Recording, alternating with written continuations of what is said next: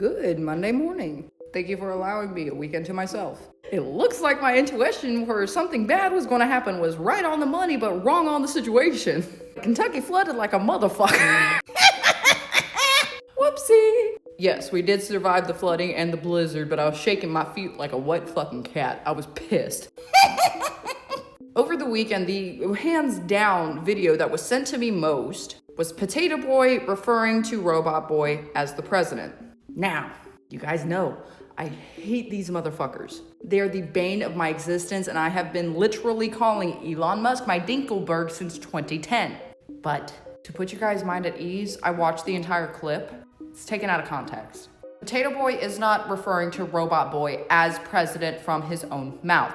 Potato Boy and Robot Boy are taking part in an interview making fun of a magazine article that they saw. This was not him giving power over to Robot Boy. This was not being submissive to Robot Boy. This was them making fun of a magazine article that they saw referred to Robot Boy as a president. There are 1,000 different reasons why we should hate these motherfuckers. We do not need to make up reasons and take shit out of context in order to accomplish this. Misinformation Hill is a slippery goddamn slope that I refuse to allow you guys to be standing on top of. So, if you want something to be mad about when it comes to these two buffoons, look at what they're doing legislatively, look at what they're doing in government, look at what they're trying to get to come to pass. Like I said, we got 1,000 different real reasons we can hate these motherfuckers. We don't need to start making up shit and taking shit out of context in order to accomplish this. Remember how I said you couldn't fire all those federal employees without causing a ruckus? Remember how I said they're gonna fuck up and fire the wrong people?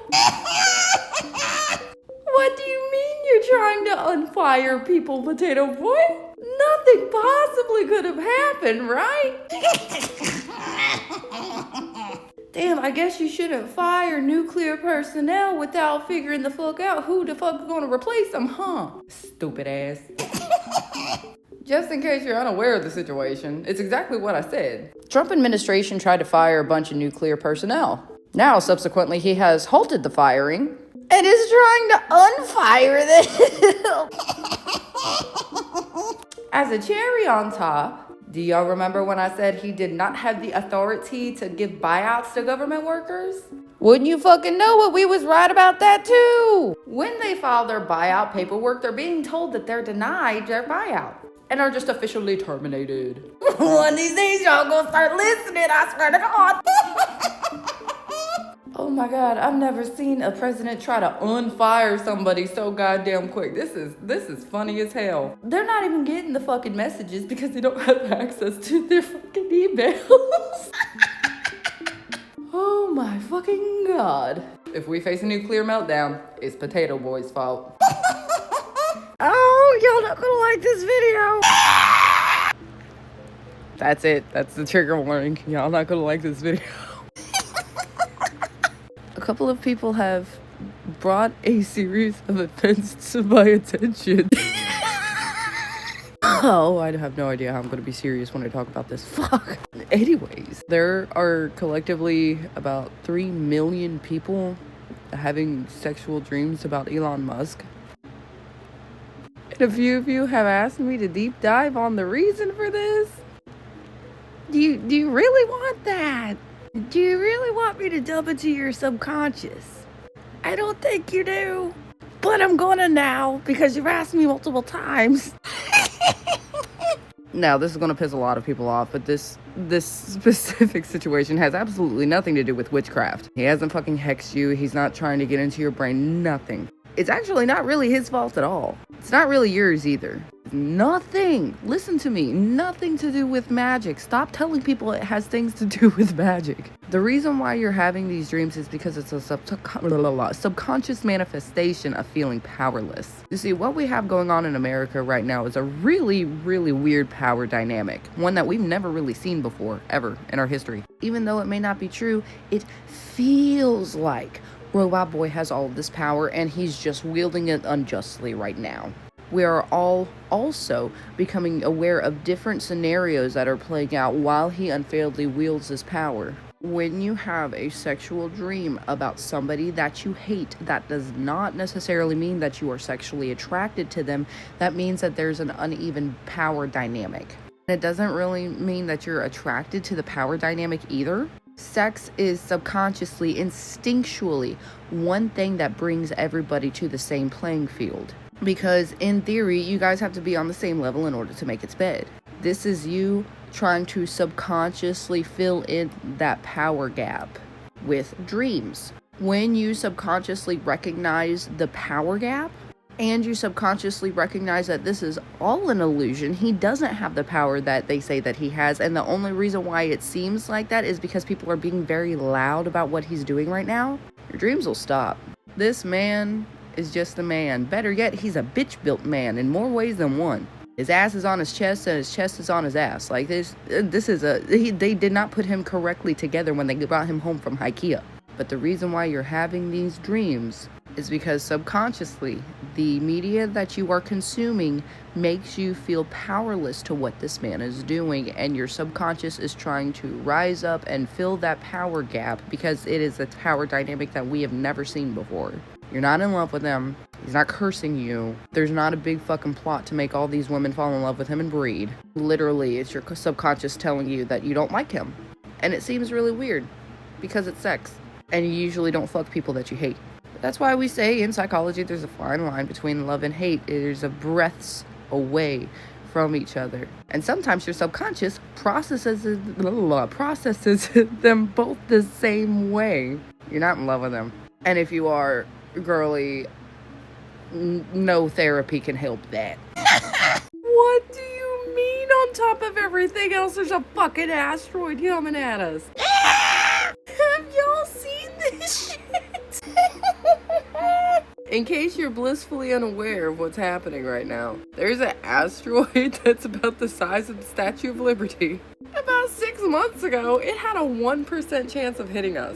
A couple months ago, it was updated to 2%, and now this week it's up to 3%.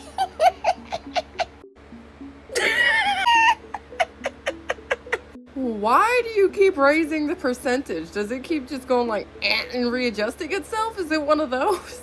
Are we slowly going to watch it rise to like 50 and 60% and then slowly shit ourselves? Is that what's going to happen? This is supposed to happen in 2032? Is it? You guys keep upping the percentage chance of how it's supposed to hit Earth. Why the fuck would I trust your time estimate? If you're like 1% off from the time frame, that could be like a year's difference, depending on what equations you use. Can y'all please just like get your shit together, figure out the actual percentages, figure out when it's actually coming, and then get back to us? Because at this fucking point, I want to start placing bets. What's going to take out America? Potato Boy or the asteroid? Like, which one? And I need a specific time frame in order to accurately place these bets. Hey, so I'm loopy on cold medicine, but that doesn't negate the fact that if you tell people that, quote-unquote, he who saves America is above the law, I'm not sure who needs to hear this, but that usually implies that either that person knows somebody that is breaking the law or is actively about to break the law themselves. This is an alternative manifestation of a guilty conscience. It's called an explanatory guilty conscience. This means that whoever has the guilty conscience will elaborate on why they did the bad things that they did before it comes out that they did bad things. It's a way specifically that narcissists try to control the narrative before the narrative even comes out. And it has really, really devilish connotations when looking at it from full spectrum and not just that quote in itself. There were a couple of men that thought in history that they were above the law because they were saving their country. And none of them were actually saving the country. All of them were not actually good guys. But they had the same kind of explanatory conscience that we are seeing now. The only difference is that it was in a different time frame historically. But you'll see that they try to explain their reasoning before the news comes to light about what they've done. So this genuinely leaves one to question exactly what is going to come to light that makes him think that he has to preemptively cover his ass. I can't figure out if the wellness camps are him being sarcastic or if he's being fucking honest. This shit genuinely looks like he's being honest and I'm worried. Not for the people. Have you ever met somebody that tried to stop SSRI's cold fucking turkey? I'm worried about him. I don't even know if it was an SSRI, but my mom tried to stop cold turkey Seroquel, Xanax, and one other fucking thing at the same goddamn time. And Lord God, that woman was a fucking menace. Quite literally a menace to fucking society. Has this motherfucker done any research on what this goddamn shit is, or is he just talking out his white ass again? That brain worm controlling him from the inside out like rat at fucking Tui, I swear to fuck. If this dumb motherfucker genuinely thinks that he can control people who are mentally and emotionally unstable to the point where he can have them working on a fucking vegetable farm, I fear he has not only lost the plot, but he is genuinely in for the best kind of rude fucking awakening. There's a reason why these motherfuckers have to be monitored 24/7, 365 if they live in a group home. They're smart as hell. They will get what they fucking want. And he wants to put them all in a camp in the same fucking place when they all just want to be left alone? Write the eulogy. Look at me. Keep looking. Continue looking.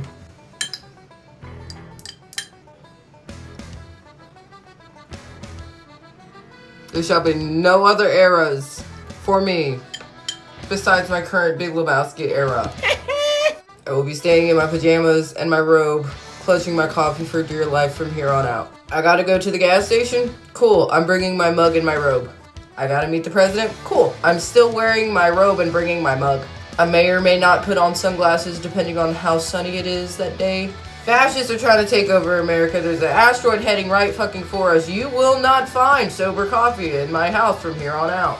If you invite me to an event, please know I will come drunk and in my bathrobe. Literally could not pay me to act like I gave a shit at this point. I will kick Robot Boy's ass holding my mug in my fucking bathrobe. Fuck the villain era, fuck the hot girl era, fuck the Adam Sandler era. I don't even know what the fuck that is. We're in our Big Lebowski era. Waddle around my robe, get drunk, and whoop ass. Somebody earlier asked me to look into the plane crashes to see if there was genuinely something amiss or if we were just hearing more about it here recently. Kind of like what happened with the trains a few years ago. I found the numbers, so we're going to talk about it right fucking now.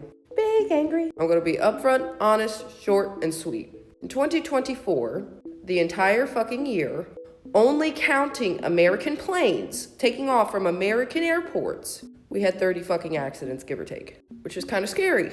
As of February of this year, we've had over 80. My friends, that is more than double what last year was. Please also keep in mind, 2024 was considered the year with the most plane crashes since 2018, and we've already more than doubled that. I have no evidence for my basis on this. More so than anything, it's a fucking feeling. I don't know if it's intuition or what. They don't want us to fucking leave. Between the delay on getting the passports being revoked in general, and the planes falling out of the fucking sky, your two choices for leaving now are car or fucking boat, if you have your passport. And if you don't, guess what, buddy? You're stuck. I'm not saying nothing right now, but what I am saying is that double the plane crashes in less than 2 months into the new year is goddamn suspicious. Oh my god. Meat rain. Kentucky meat rain. What the fuck? This is the first time that I have ever heard this story, so I'm also going to share it with you guys, and we're going to talk about it right goddamn now. Big angry. The Kentucky meat shower is exactly what it fucking sounds like. Meat rained down from the skies. This happened March 3rd of 1876 and is very well documented as quote-unquote the carnal rain of Olympia Springs. And what happened that day? Between 11 and noon, clear skies, clear weather, an area that was about 50 feet by 100 feet, experienced carnal rain or meat raining from the sky. And this did not last the entire hour either. This lasted maybe 10 minutes. And of course, when this happened, everybody freaked the fuck out, right? In their defense, if meat started raining from my portion of the sky, I also would freak the fuck out. But it caught the attention of scientists all over the fucking nation. Everywhere they came to Kentucky and tried to get samples of this meat that had been raining from the sky. They tested it and it came back inconclusive as to what the animal was, but it was conclusive in saying that it was specifically lung meat and organ meat. There was a couple of dudes that decided they were going to cook it and eat it. And after they ate it, they said that it tasted like mutton. I don't know why they decided to do this. All I know is that if it happened here, I don't think that I would eat it. I think that it's very interesting, though, that they were able to pinpoint what organs that it came from, but was not able to pinpoint what creature that it came from. And to this day, there's not really a scientific explanation for it either. The best idea that they can come up with is that a bunch of vultures were flying overhead, got scared, and then the entire murder of vultures decided they were going to throw up at the same time. Which automatically doesn't make any sense because, one, the eyewitnesses never said anything about birds flying overhead, and number two, it wouldn't have lasted for 10 minutes if it was just like a you know what I'm saying? But yeah, Kentucky's famous for meat rain. If this doesn't prove I live in hell, I'm not sure what does. I keep seeing a lot of videos of parents upset at their children for going no contact, crying and saying that they feel guilty and shit like that. My friend, as somebody who has gone no contact with my entire bloodline family besides my sister, guilt does not cleanse you, and it doesn't absolve you from sin, and you cannot be a victim of your own selfishness. If somebody stops talking to you, they stop talking to you for a reason, and that is a boundary set in line. And to be quite honest with you, it could be a petty reason, it doesn't matter. What it matters is that it is a boundary that's now established. If you respect somebody, you'll respect their boundaries, even if you think that the reason for them setting a boundary is quote-unquote stupid. Unless somebody's life is in danger or there's an imminent threat, I genuinely don't think that those boundaries should be crossed. And I think what you need to realize is that by cutting off contact, they're not trying to hurt you. They're trying to stop you from hurting them. Granted, there's always, different reasons in different cases, things that go against the standard, but 9 times out of 10, it comes down to you thinking that guilt will absolve you and cleanse you. You also think that guilt makes them forgive you for what you did. It doesn't. Never does. And the fact that you only feel guilty when people set a hard boundary against you shows that your love is performative. Theatrical, even. I waited to report on this case because I genuinely thought it was fear-mongering. Turns out that it's not, and I'm fucking pissed. So we're gonna talk about it right goddamn now. Big angry. So for those of you that don't know, I was in an abusive relationship for over the course of a decade. The last 2 years of that relationship, I spent literally running state to state so he could not find me. The dude had the holy trinity of serial killers. It's just unfortunate that I found out about this way too fucking late. I tried to save him when you cannot save people like this. And eventually, it came down to me realizing that either I was going to have to leave or I was going to die, so I chose to fucking leave. I watched this dude not only kill my pets, but manipulate people like it was a fucking game, and he was good at it too. I was out of my fucking depth and out of my fucking league. For those of you that give a damn, his MOS was 18 X-ray. He was picked for special forces, just to give a comparison to how out of my depth I fucking was. But when I chose to fucking leave, he spent every fucking day for 2 years trying to physically hunt me down, going to the point where he was crossing state lines trying to follow my trail. It did not matter if I blocked his number. It did not matter if I used a fucking VPN. I would take 10 steps and he would know 5 of them immediately. Every fucking time I tried to call the cops, they would give me some half-assed excuse as to why they could not help me. One of them said that he had to physically lay his hands on me again before they could do anything, and I was not, under any circumstances, going to allow that to happen unless we both were going to meet God. One that really sticks out in my mind was the cop saying that I should have known this was coming because he really loved me, and that I shouldn't be surprised that he tries to follow me across state lines. It didn't matter that I had video evidence of him physically saying that he was going to rape me to death when he found me. It did not matter if I had video evidence of him physically saying he was going to tie me up and dismember not only my family, but me when he fucking found me. Multiple people had video evidence. Multiple people had text message evidence. I had witness numbers in the double fucking digits. And still they would not help me. So imagine my fucking surprise when I'm reading an article yesterday about a content creator who half whispered out his left fucking ass cheek that Elon needs to go. Then all of a sudden he's arrested and held without bond? Alright. Okay. ACAB forever, bitch. Everybody keeps asking me if I have seen the shit Elon Musk is saying about Social Security. Yes, I have. Negating the fact that the evidence that he gave was literally him just typing shit out on a Word document, something that I could fucking do. There's legal proof that he's lying. And we're gonna talk about it right fucking now. Small pity. Anybody who has ever had to process documents for a deceased loved one will know exactly what I'm about to say. Form SSA 721. This is a legal form that can only be filled out by a funeral director. And what this is it essentially acts like a concrete lock on the end of anybody's life. Here's a copy of what this form looks like. It is literally called Statement of Death by Funeral Director. You have to file this form to have your life ended. And when this form is filed, even if it's filed incorrectly to the point where you're still alive, all of your benefits stop because you are no longer fucking alive. Every single person who has died has one of these forms on fucking file. Now, stepping away from that specific document and rolling towards our second form of proof, this motherfucker tried to say that people were claiming to be 400 years old and still getting Social Security benefits? Honey, America's only 200-something years old. Are you trying to convince me that England had a fucking SSI plan that just rolled over when America came to be? It does not work like that. Plus, there are age limits for the forms that you have to fill out. The age limit only goes to 199. There is literally no way anybody could be on file as over 199. The reason that you guys believe this is because you have no idea of the processes, and he's taking advantage of you guys not knowing the processes. He's manipulating you. Educate yourself. It's the only weapon you have left.